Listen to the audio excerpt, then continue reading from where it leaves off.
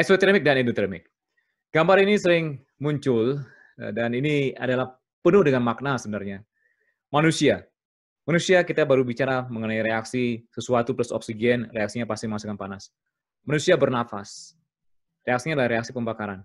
Reaksi ini adalah reaksi eksotermik, reaksi yang menghasilkan panas. Jadi reaksi yang terjadi di dalam tubuh manusia, karbohidrat plus oksigen menghasilkan CO2 dan H2O. Dari hidung Anda, itu pasti keluarnya CO2 dan H2O. Anda kalau misalnya tidak makan, ini makin lama makin kurus ini, makin hilang. Kenapa hilang? Karena karbohidrat yang ada dalam tubuh Anda itu berubah menjadi gas. Jadi Anda kalau misalnya tidak makan, ya langsing. Kalau misalnya bernapas itu lebih sedikit, artinya yang dibakar itu lebih sedikit daripada yang masuk, Anda akan gemuk ya. Ini contoh di kelas, ini mahasiswa metalurgi angkatan 2018, pasti kalau misalnya Anda duduk di tengah-tengah seperti ini, banyak orang ya yang ada di situ, pasti Anda merasakan panas. Mengapa panas? Karena banyak orang yang bernapas, jadi semua orang yang duduk di sini kerjanya sambil duduk ini sambil berdiri, kerjanya adalah membakar karbohidrat yang ada dalam tubuhnya. Jadi perasaan orang bernafas itu selalu terjadi reaksi pembakaran.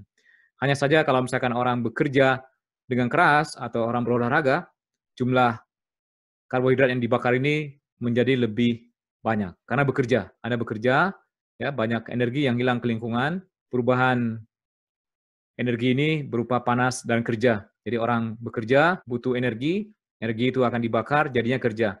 Kemudian pada saat orang bernafas juga menghasilkan panas, itu panas yang hilang ke lingkungan. Ki dan W. Anda masih ingat ya, di awal kita kuliah.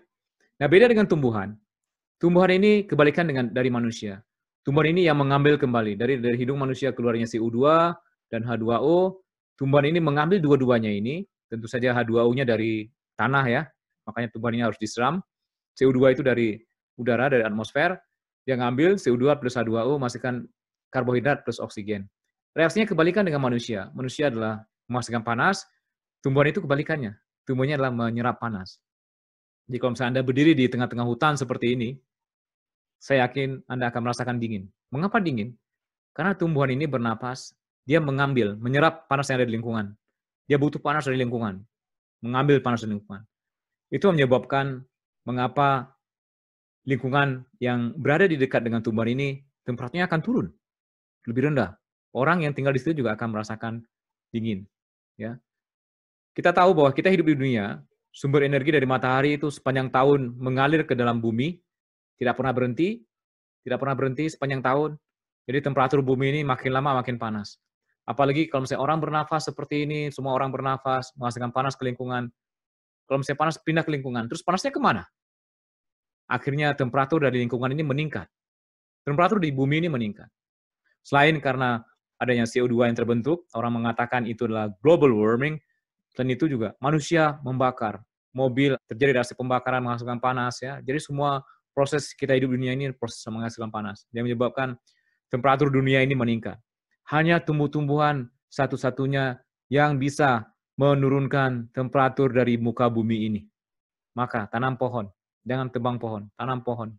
Kalau misalnya Anda tanam pohon, itu menyebabkan dunia ini temperaturnya menjadi turun. Tidak ada cara lain. Tidak ada cara lain. Ya, orang mengurangi emisi CO2, ya, tetapi cara yang paling efektif karena tumbuhan juga bisa menyerap CO2, bisa mengambil CO2 kembali dari nafas manusia, dari lain-lain. Dia hidupnya dari CO2, gitu ya. Kemudian dia juga bisa ikut menurunkan temperatur bumi. Yang terjadi saat ini kebalikannya. Temperatur bumi itu makin meningkat. Ini pesan untuk Anda, juga dari kuliah termodinamika. Kalau misalnya Anda memahami termodinamika, memahami reaksi eksotermik, memahami reaksi endotermik, Anda lihat kembali apa yang terjadi di sekeliling kita. Ya. Mudah-mudahan ada manfaatnya.